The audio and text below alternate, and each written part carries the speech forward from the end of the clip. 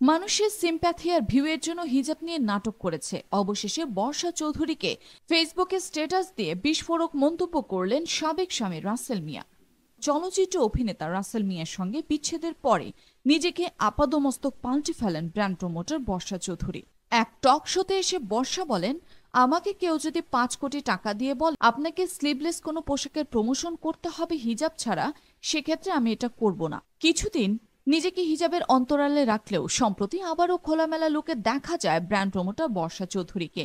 এই নিয়ে নিজের পক্ষ সমর্থন করে বর্ষার যুক্তি দাঁড় করালেও এবারে আর চুপ করে বসে থাকলেন না সাবেক স্বামী রাসেল মিয়া।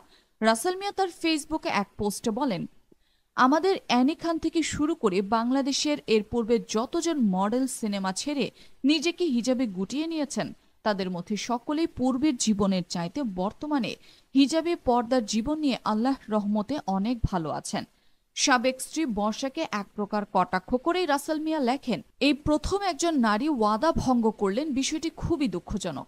এতে করে নারী সমাজ ভীষণভাবে আহত হয়েছেন।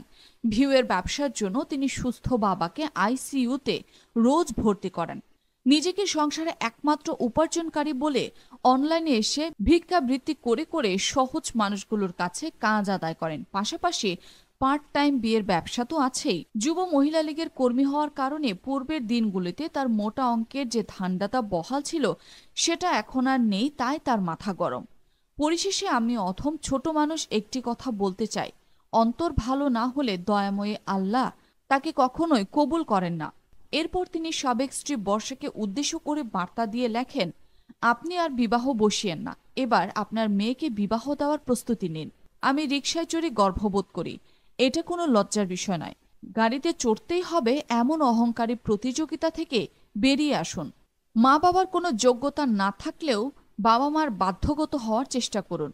জোর করে অন্যের বাসায় যাওয়া, প্রতিষ্ঠিত মানুষকে জিম্মি করে নিজের ভাই বোন বানিয়ে ফেলা থেকে বিরত হয়ে নিজেদের স্বজন যারাই রয়েছেন তাদের নিয়ে সন্তুষ্ট থাকার চেষ্টা করুন।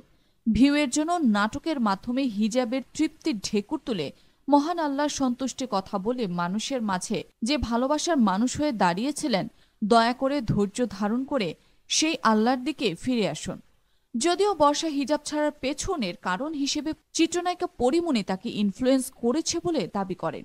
এছাড়া বর্ষা বলেন, আমি টাকার জন্য হিজাব ছাড়ি নাই, আমাকে যে কস্টিউমে যেভাবে ভালো লাগে আমি সেটাই করেছি। একজন আর্টিস্ট হিসেবে আমাকে অনেক গেট আপ ক্যারি করতে হয়, আমি যে ড্রেস আপ পরেছি ওর সাথে হিজাব যায় না বলেই পরিনি। পরিবারের কথা টেনে বর্ষা বলেন, আমার উপর আমার পরিবার চলে, বাবার চিকিৎসা, সন্তানদের খরচ সব মিলিয়ে আমাকে অনেক কাজ করতে হয়। হিজাব পরার জন্য আমার থেকে অনেক বড় বড় কাজ হাতছাড়া হয়ে যাচ্ছিল, তাই বাধ্য হয়ে আমি হিজাব ছেড়েছি। তবে অনেকে আমার চরিত্র নিয়ে কথা বলছেন, পোশাক মানুষের চরিত্রকে ক্যারি করে না।